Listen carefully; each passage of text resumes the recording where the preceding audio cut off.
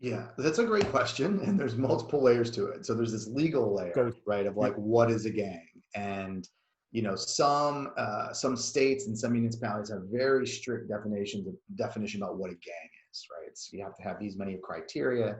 It has to be verified. There's a part of the debates around the gang database in Yeah. Chicago. Have to do with you never get off the gang database and so on and so on and so on. So there are legal definitions, and one could answer that question about how many of these shootings are gang involved versus gang motivated, right? So gang motivated, we traditionally think of like, this is my turf, this is your turf, we're fighting over this turf. Whereas gang involved means it just might have a bunch of crew guys from crews that are involved.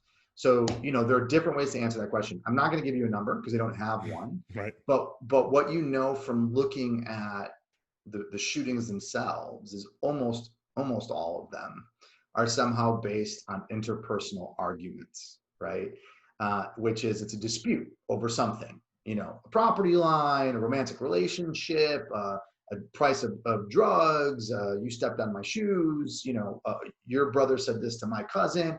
So they almost all involve arguments, right, of some way, shape, or some ongoing dispute.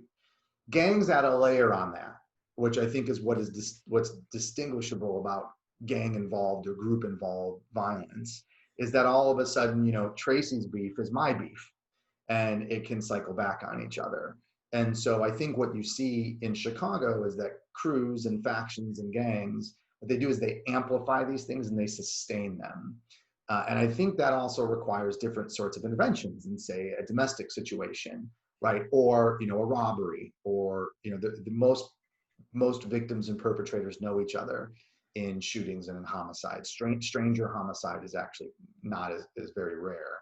And so, it's hard to say how many exactly involve a gang or a crew, but quite a bit.